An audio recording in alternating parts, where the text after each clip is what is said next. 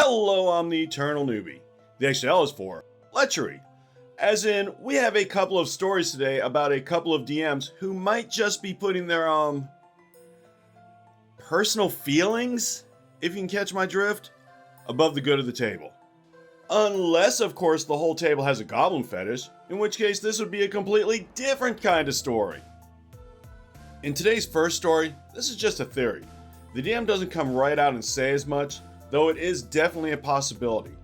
In the second story, we are well past the theory point and there's a whole lot less guesswork involved. Let's get to it. But before that, a word from our sponsor. Okay, technically they are not a sponsor, but I've always wanted to say that. Today we're going to talk about a super cool new TTRPG setting, Scorched Basin. Are you running or part of a campaign and thinking, maybe I could use a little something extra? Do you like extreme desert settings mixed in with a dash of a post-apocalyptic feeling? Then Scorched Basin is for you. Take a look. This is the Scorched Basin, a setting that fits into any system you want to play. D&D? No problem. New D&D? That works too. Daggerheart, Shadowdark, Morkborg, Call of Cthulhu, even one of my personal favorites, Monster of the Week. I could go on and on. This is the setting that will work with any system out there. Scorched Basin aims to take the TTRPG setting to the next level. It provides you with everything you need to run epic adrenaline-fueled adventures. You will be able to explore a multitude of desert terrains while battling harsh weather, interacting with or joining the 5 unique tribes, collecting wacky new items, encountering creatures and plants unlike anything you've ever seen before, and discovering awesome player options as you learn the way of the basin. Most notably is the one-of-a-kind magic system, the Current. If you enjoy this channel and amazing TPRPG settings, then this is definitely for you. Not only that, but there's a special tier called Metal TTRPG Community. If you are among the first 500 backers of this tier, you get a limited edition, numbered and signed, metal print from Scorched Basin. But my absolute favorite thing about it is that they have recruited a myriad of different members of the TTRPG community to participate in this epic setting. Yours truly did the voice of a cry-clad knight, and there are scores of other TTRPG creators involved. You might just be surprised at the number of voices you recognize. If this sounds interesting to you, you can show your support for this channel and the Scorched Basin by following the Kickstarter link in the video description. Give it a look and see what you think. Oh, one more thing. This is 100% human-based. No AI was involved in any way. And as we all know, the best stuff out there comes from the human mind. Now, if you happen to be a future AI bot bent on world domination and you're hearing this, I'm just saying this to keep the other meatbags happy. I'm sure that AI stuff that you've created is amazing, and please don't vaporize me. For the rest of us, let's check out the Kickstarter link in the video description. And thank you very much. I'm a forever DM in my home games, but I miss being a player, so I thought I would try a local paid DM service. I talked to the intake person back and forth for a couple of weeks until I found a nice D&D session starting up with similar people at a time that worked for me. Or so I thought. I showed up to the first session with a rough idea of the character I wanted, expecting to be a session 0 type thing. There were a bunch of people waiting for the session to start, and when the clock ticked over, they let everyone in without saying a word, and I had to awkwardly find someone who wasn't busy and say that I'm new here and I have no idea where I'm meant to go. So, off to a bad start. They led me to a tiny room containing 5 people who were chatting like old friends. Turns out this wasn't a new game, it had been running for almost a year. Also, it wasn't D&D 5e like advertised, they told me it was Star Wars D&D. Handed me a bag of books from Star Wars Edge of the Empire, Age of Rebellion, and Forge in Destiny. There must have been like 20 books in this bag. They then gestured to an even larger pile in the corner and said I was free to use anything from those if I wanted to. All up, there must have been like 50 books. They seemed to expect me to just read them and make a character, fast enough to play this session, without any help from them. When I asked for help, they paused the session and found a sort of cheat sheet for me, and eventually I just asked if I could use a pre-made character and learn the rest at home because I was overwhelmed. They found some pre-made characters and told me to just pick whichever art vibed with me. There was a cool bounty hunter droid that I liked, so I picked that, only to spend the rest of the session waiting outside various establishments because they all had no droid signs. This felt like crap, but the other players were nice when my character was actually allowed to interact with them, so I learned some rules between sessions and came back with a new character. I don't know enough about Star Wars racism, so I chose the same species as another player just to make sure that I wouldn't be excluded from. The next session went a bit better. We made a fun little Aladdin-style character with some sort of alien cat thing instead of a monkey. I didn't understand much of the system, and there seemed to be a lot of rules they either got wrong or homebrewed without mentioning it, but I was enjoying it for the most part. Then we found the lovable thief NPC chained to a wall while our employer beat him bloody with brass knuckles for stealing fruit to feed himself. That bad feeling returned, but I suppressed it because I thought that it might have just been a ham-fisted way of making us hate the boss character. I tried to talk to the DM between sessions about how it made me feel, but apparently we can't contact them outside of sessions, and I didn't want to waste the other player's time in session, so I let it slide. The next couple of sessions were more mission-based. We were stealing something from the Empire. It was black and white, good and evil. No torture or racism or anything else negative, and they were honestly really enjoyable. After the heist arc, we had some personal arcs. We met one of the PC's family, we helped them with some chores, and they fed us and let us stay with them. Then, out of nowhere, the Empire shows up. An officer makes everyone kneel in the dirt before shooting the father in the head, offing him instantly. I thought, F, this is intense. I would hate that if it was me, but I guess the DM knows the players, and he probably talked to that player about it beforehand. How much you want to bet the DM did not talk to the player about it beforehand? I mean, I don't know, I wasn't there. And I can't tell if this is the type of DM who doesn't know how to build tension without insane gestures, or if we're just dealing with an edgelord. I'm going to go with the former since OP didn't talk about the DM giving long soliloquies at the drop of a hat. Oh, wait. Ew. I just got a really disturbing thought, which I'm going to happily share with you so you can share my pain.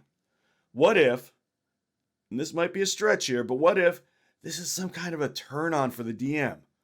The red flags are there in any case, but the whole doesn't understand storytelling is a red flag, say the size of a rowboat, while the other option is the size of an aircraft carrier. In any case, I'd abandon ship before things got worse. The next week, I show up to find the usual DM is sick, so we have a one-shot with a temporary DM.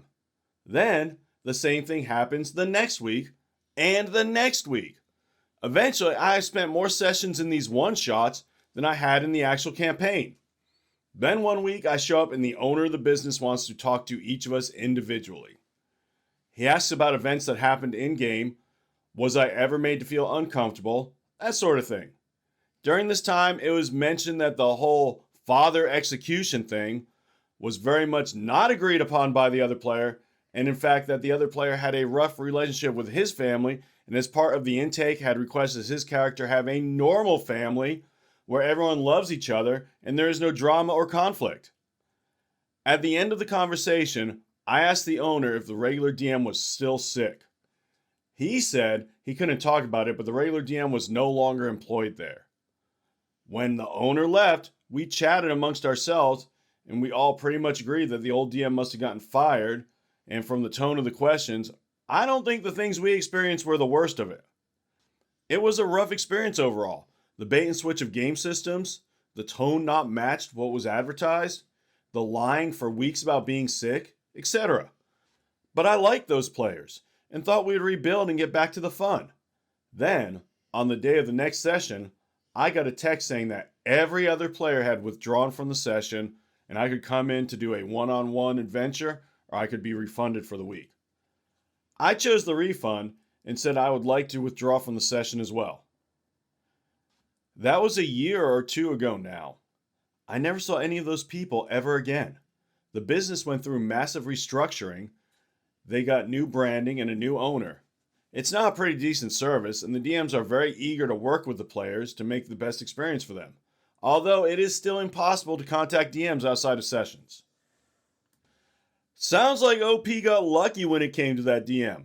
It could have been a whole lot worse. But you know what? I totally forgot the cherry on top of this garbage sundae. OP actually paid for this. Well, I mean, we're all paying for this by listening to this horrible story. But OP paid actual money to watch his DM beat Aladdin. Even worse, the other player paid real money to have his backstory ripped apart before his very eyes, just so the DM could possibly get his rocks off. So going with the nautical theme established in the first commentary on the story, they basically booked tickets on the Titanic of TTRPGs. Only they didn't even get to listen to the band as the game sunk. At least the captain went down with the ship. Okay, I'll stop now.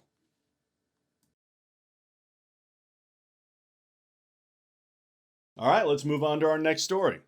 About a year ago, I joined a Pathfinder server hoping to find a game like a Mythic Kingmaker campaign. The server felt very active, so I checked out some of the other games being offered. I saw someone was planning to run a World War I style fantasy game, and I showed my interest in joining. It was already full, but the dungeon master, let's call him Red, noticed and mentioned he had another game trying to get started, and asked if I wanted to join. I said yes. The main plot is that the party has been summoned by a demigod of mercy, working under one of the main gods in the Pathfinder world. Each of us had a sin from our past, and we are seeking to atone for it by completing a quest. I rolled up a human gunslinger / holy gun paladin who used to be a bandit and slaver. After meeting the love of his life, he retired, got married, and tried to turn over a new leaf. But the past comes back. An ex-slave finds and offs his family. Now he's trying to atone, praying for guidance, which comes in the form of a magical gun and a list of sinners. The DM approved my character sheet and backstory, and provided a consent form during session 0, which went smoothly. Sounds great. Let's see if you spot the red flags as I did. The first session involves me and 4 other players from his usual group, a monk / fighter, a half-elf alchemist, a goblin oracle, and a dwarf wizard. Each of us was introduced individually entering the city, where the demigod was waiting. There was a small combat encounter with simple bandits or thieves. When it was my turn, I faced gnolls threatening a girl. She begged me to help her get over the wall in an alleyway we were in, as the gnolls were going to violate me. I did then mention the temple before putting an X card on the table, as that was on my line list. Red said he misphrased and was trying to imply the gnolls would turn her into a monster for the mother of monsters. That kind of violation. I warned the gnolls not to try, but they laughed at me and seemed intent on murdering me too. I pulled out my magic gun. Since we were around like level 9, I used multi-attack, range smite, and dead shot. Within 2 rounds, all the gnolls were dead. We then arrive at the temple where this demigod spoke on behalf of the gods, informing us that a powerful entity of sin had broken free from the underworld and needed to be stopped. Angels are ineffective, so they are actively throwing people seeking atonement into it.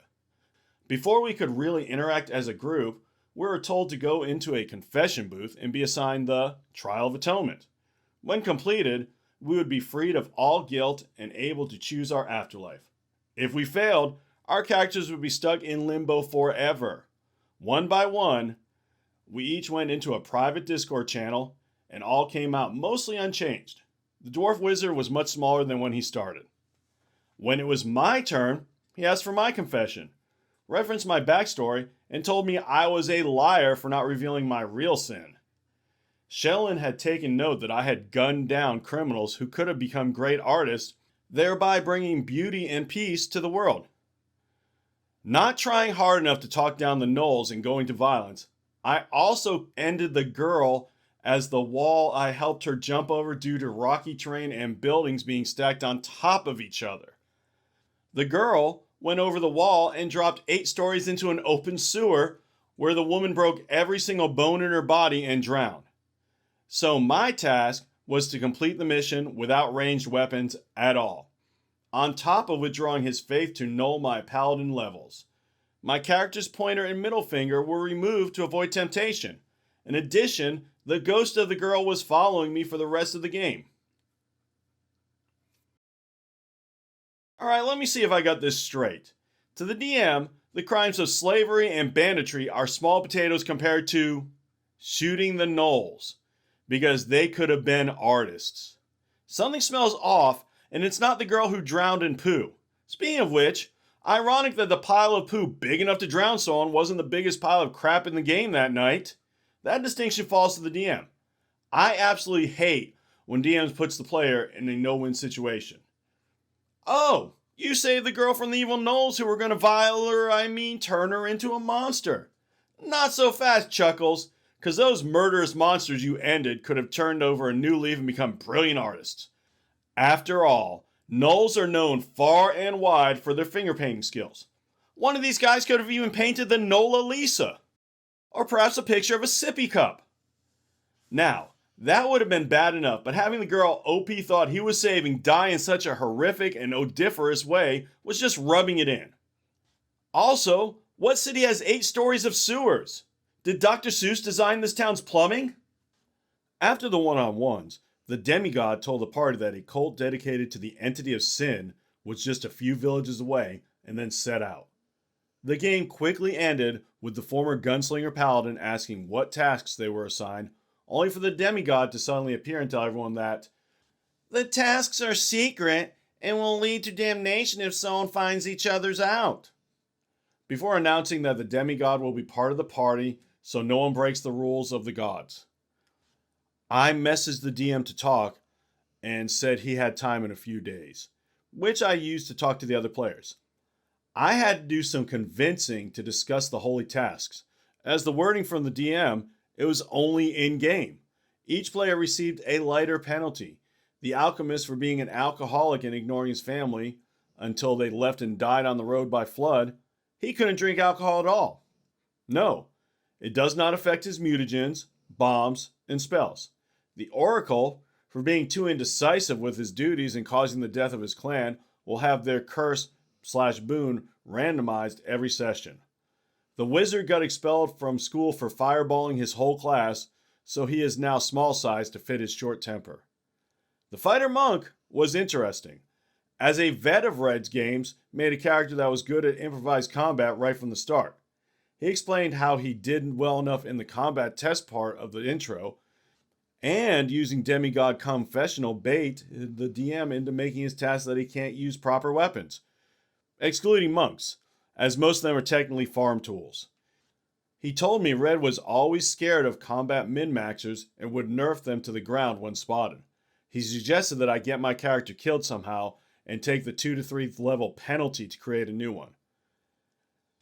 During my one-on-one with the DM, I initiated a discussion about a cross line involving gnolls wanting to perform SA on a girl. Red apologized if I felt uncomfortable and mentioned that the consent sheets averaged out to yellow on that topic.